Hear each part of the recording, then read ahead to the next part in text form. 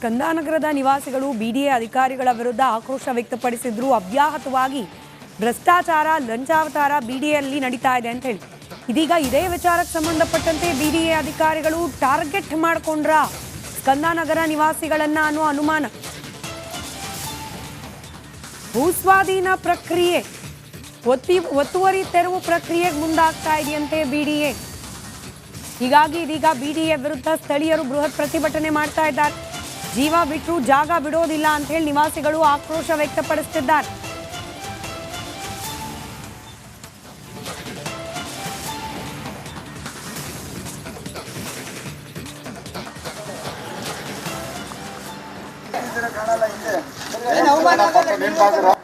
ಮತ್ತಷ್ಟು ಡೀಟೇಲ್ಸ್ನೊಂದಿಗೆ ನಮ್ಮ ಪ್ರತಿನಿಧಿ ಚರಣ್ ನೇರ ಸಂಪರ್ಕದಲ್ಲಿದ್ದಾರೆ. ಚರಣ್, ಬಿಡಿಎ ಅಧಿಕಾರಿಗಳು ರಿವೆಂಜ್ ಮೋಡ್ಗೆ ಏನಾದರೂ ಇಳಿದು ಬಿಟ್ರ ಅನ್ನೋ ಅನುಮಾನ ಬರ್ತಾ ಇದೆ. ಈಗ ಸ್ಕಂದನಗರ ನಿವಾಸಿಗಳಿಗೂ ಇದೇ ಅನುಮಾನನ ಅಂತ?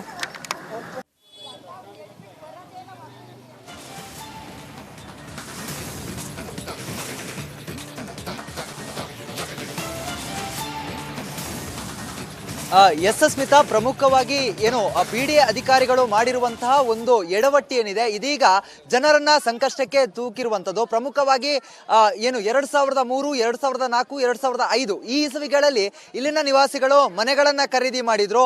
ಮನೆಗಳನ್ನ ಖರೀದಿ ಮಾಡಿದ ಬಳಿಕ 2008ರಲ್ಲಿ ಯಾವ ವ್ಯಕ್ತಿ ಜನರಿಗೆ ಮನೆಗಳನ್ನ ಮಾರಾಟ ಮಾಡಿರ್ತಾನೋ ಅದೇ ವ್ಯಕ್ತಿ ಈ ಒಂದು ಮನೆಗಳನ್ನ ಸಂಪೂರ್ಣವಾಗಿ ಬಿಡಿಎಗೆ ಕೊಡುವಂತಹ ಕೆಲಸವನ್ನ ಮಾಡಿರುವಂಥದ್ದು. ಅದಾದ ಬಳಿಕ ಇಲ್ಲಿನ ನಿವಾಸಿಗಳಿಗೆ ಬಿಡಿಎ ಪದೇ ನೋಟಿಸ್ ಅನ್ನ ರವಾನೆ ಮಾಡುವಂತಹ ಕೆಲಸವನ್ನ ಮಾಡ್ತು. 3 ವರ್ಷಗಳ ಹಿಂದೆ ಇಲ್ಲಿರುವಂತಹ ಮುನೇಶ್ವರ ಬಡಾವಣೆಯಲ್ಲಿ ಒಂದು ಮನೆಯನ್ನ ಕೆಡವುವಂತಹ ಕೆಲಸವನ್ನ ಮಾಡ್ತು. ಇದೀಗ ಮತ್ತೆ ನೋಟಿಸ್ ಅನ್ನ ಕೊಟ್ಟಿರುವಂತದ್ದು. ಇದರಿಂದಾಗಿ ಜನ ಇದೀಗ ಆಕ್ರೋಶವನ್ನ ಕೂಡ ಹೊರ ಹಾಕ್ತಾ ಇದ್ದಾರೆ.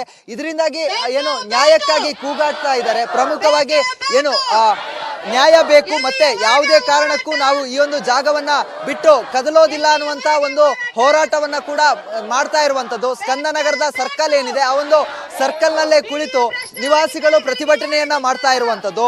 ಒಂದು ಕಡೆಯಲ್ಲಿ ಬಿಡಿಎ ಅಧಿಕಾರಿಗಳು ಸ್ಥಳಕ್ಕೆ ಬರಬೇಕು, ನಮ್ಮ ದಾಖಲೆಗಳನ್ನೆಲ್ಲ ಪರಿಶೀಲನೆಯನ್ನ ಮಾಡಬೇಕು. ಯಾವುದೇ ಕಾರಣಕ್ಕೂ ನಾವು ಜಾಗವನ್ನ ಬಿಟ್ಟುಕೊಡೋದಿಲ್ಲ. ನಮ್ಮ ಬಳಿ ಇರುವಂತಹ ಎಲ್ಲ ದಾಖಲೆಗಳನ್ನ ತೋರಿಸಿದ ಬಳಿಕವೇ ಈ ಜಾಗವನ್ನ ಬಿಡಿಎ ಅಂತ ಪ್ರೂವ್ ಮಾಡಿದ್ರೆ ನಾವು ಜಾಗವನ್ನ ಖಾಲಿ ಮಾಡ್ತೀವಿ ಅಂತ ಹೇಳಿ ಆಕ್ರೋಶವನ್ನ ಹೊರಹಾಕ್ತಾ ಇರುವಂತ ಒಂದಿಷ್ಟು ನಿವಾಸಿಗಳಿದ್ದಾರೆ. ಅವ್ರನ್ನ ಮಾತನಾಡಿಸ್ತಾ ಹೋಗ್ತೀನಿ. ಮೇಡಮ್, ಈಗ ಪ್ರಮುಖವಾಗಿ ಈ ಒಂದು ಜಾಗವನ್ನ ಡೆಮಾಲಿಷನ್ ಮಾಡ್ಲಿಕ್ಕೆ ಮುಂದಾಗಿದ್ದಾರೆ ಬಿಡಿಎ ಅಧಿಕಾರಿಗಳು. ಎಷ್ಟು ನೋವಾಗ್ತಾ ಇದೆ? ತುಂಬಾ ನೋವಾಗ್ತಾ ಇದೆ. ಇಲ್ಲಿ ಸುಮಾರು ನಾವು 92ನೇ ಇಸ್ವಿಯಿಂದ ನಾವು ಜಾಗವನ್ನ ರಿಜಿಸ್ಟರ್ ಮಾಡಿಕೊಂಡು ಭೂ ಮಾಲೀಕರ ಕಡೆಯಿಂದಾನೇ ರಿಜಿಸ್ಟರ್ ಮಾಡಿಕೊಂಡು ನಾವಿಲ್ಲಿ ವಾಸ ಇರುವಂತದ್ದು. ಇವಾಗ ಏನಾಗಿದೆ, ಭೂ ಮಾಲೀಕರು ನಮಗೂ ಜಾಗವನ್ನ ಮಾರಿ ಬಿಡಿಎ ಇನ್ನೊಬ್ರಿಗೂ ಜಾಗ ಮಾರಿ ಅವರು ಹೋಗಿ ಬಿಡಿಎನಲ್ಲಿ ಅವಾರ್ಡ್ ತಗೊಳ್ಳೋಂಥ ಕೆಲಸವನ್ನ ಮಾಡಿದ್ದಾರೆ. ಅಧಿಕಾರಿಗಳು, ಬಿಡಿಎ ಅಧಿಕಾರಿಗಳು ಎಲ್ಲೋ ಕುತ್ಕೊಂಡು ನಮ್ಗೆ ಯಾರಿಗೂ ವಿಷಯನೇ ತಿಳಿಸ್ತೇನೆ ಏಕಾಏಕಿ ಎಲ್ಲೋ ಇತ್ಕೊಂಡು ರಿಪೋರ್ಟ್ ಹಾಕಿ ಎಲ್ರಿಗೂ ಇಲ್ಲಿರೋಂಥ ಅಷ್ಟು ಬಡ ಜನರಿಗೂ ಅನ್ಯಾಯ ಮಾಡ್ತಿದ್ದಾರೆ.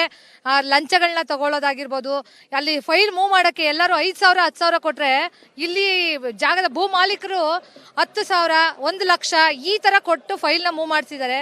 ನಮ್ಗೆ ಬಹಳ ನೋವಾಗ್ತಿದೆ.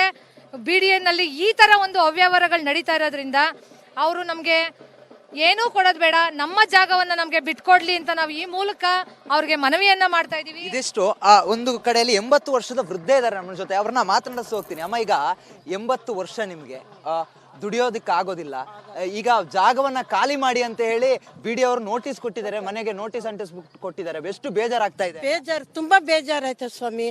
ನಮ್ಗೆ ಎದ್ದಿಗೆ ಮಾಡಕ್ ಕೆಲಸ ಮಾಡಕ್ಕಾಗಲ್ಲ, ಗೆಯ್ಯಕ್ಕಾಗಲ್ಲ. ನಮ್ಗೆ ಈ ಜಾಗ ನಮ್ಗೆ ಏನೇ ಆದ್ರೂ ನಮ್ಮ ಜಾಗ ನಮಗ್ ಕೊಡ್ಲಿ ಸ್ವಾಮಿ. ನಮ್ಮ ಜಾಗ ಖಾಲಿ ಮಾಡೋಕ್ಕಾಗಲ್ಲ. ಅದೇನು ಮೆಟಲ್ ಕಟ್ಟಿಸ್ಕೊಳ್ಳಿ, ನಮ್ಮ ಜಾಗ ನಮಗೆ ಕೊಡಲಿ. ಇಲ್ಲ ಅಂದ್ರೆ ನಮಗೆ ನಾವು ಎಣ ಬಿದ್ದರೂ ಇಲ್ಲ, ಅವರೇ ಇಷ್ಟು ದಿವಸ ತಂದು ಎಲ್ಲ ಕುಚ್ಬಿಡ್ಲಿ. ಬಿಡಿಎ ನನ್ನ ಮಕ್ಕಳೆಲ್ಲ ತಿಂದ್ಬಿಟ್ಟು ನಾವು ಪುಕ್ಸಾಟೆ ತಗೊಂಡಿಲ್ಲ ಸ್ವಾಮಿ. ನಾವು ಇನ್ನೂ ಬಡ್ಡಿ ಕಟ್ತಾ ಇದ್ದೀವಿ. ಇನ್ನು ಪೇಪರ್ಗಳು ಇಷ್ಟಿಲ್ಲ. ನಾವು ಅವನ್ನೆಲ್ಲ ಬಡ್ಡಿ ಕಟ್ಕೊಂಡು ನಾವು ಜೀವನ ಮಾಡೋದೇ ಕಷ್ಟ ಸ್ವಾಮಿ. ನಮಗೆ ಕಾಯಿಲೆ, ಶುಗರು, BP ನಮಗಿಂತ ನೋವೈತೆ. ನಮ್ಮ ಜಾಗ ನಮಗೆ ಕೊಡಲಿ. ಅವನೇನೇ ಮಾಡಿದ್ರು ನಮ್ಮ ಜಾಗ ಮಾತ್ರಕ್ಕೆ ಬಿಡಲ್ಲ ಸ್ವಾಮಿ.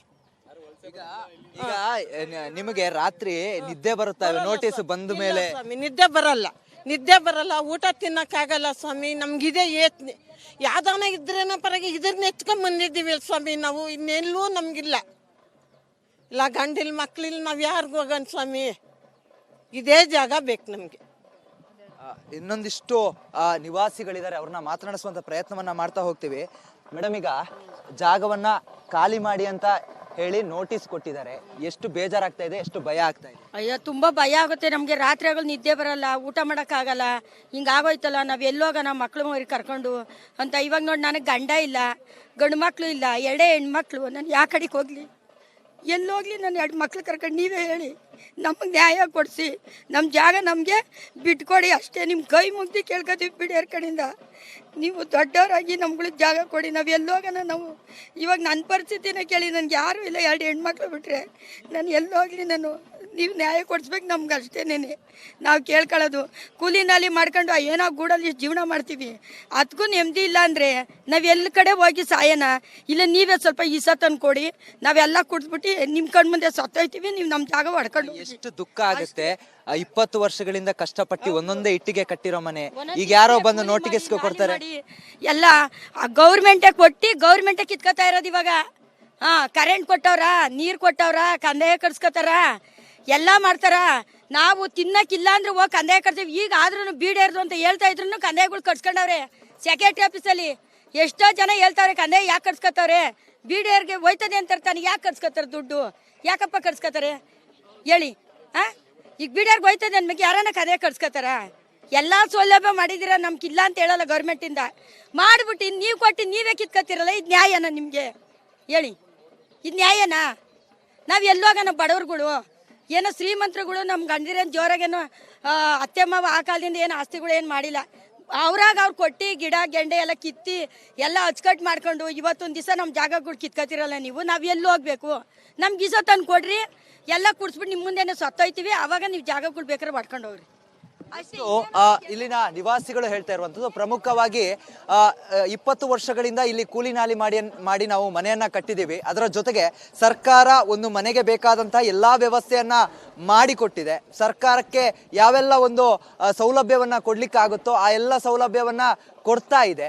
ಆದ್ರೆ ಈಗ ಸರ್ಕಾರವೇ ಎಲ್ಲ ಸೌಲಭ್ಯಗಳನ್ನ ಕೊಟ್ಟು ಕೂಡ ಕಿತ್ತುಕೊಳ್ಳುವಂತಹ ಕೆಲಸವನ್ನ ಮಾಡ್ತಾ ಇದೆ. ಇದನ್ನ ನಾವು ವಿರೋಧಿಸ್ತಾ ಇದೀವಿ. ನಮಗೆ ನಮ್ಮ ಜಾಗ ಬೇಕು. ಒಂದು ವೇಳೆ ಜಾಗವನ್ನ ಕಸಿದುಕೊಳ್ಳುವಂತಹ ಪ್ರಯತ್ನವನ್ನ ಮಾಡಿದ್ರೆ ವಿಷ ಕೊಡಿ, ಅದಾದ ಬಳಿಕ ನಮ್ಮ ಜಾಗವನ್ನ ಕಿತ್ತುಕೊಳ್ಳಿ ಅಂತ ಹೇಳಿ ಆಕ್ರೋಶವನ್ನ ಹೊರಹಾಕ್ತಾ ಇರುವಂತದ್ದು. ಸ್ಮಿತಾ, ರೈಟ್, ಧನ್ಯವಾದ ಚರಣ್ ಮಾಹಿತಿಗಾಗಿ.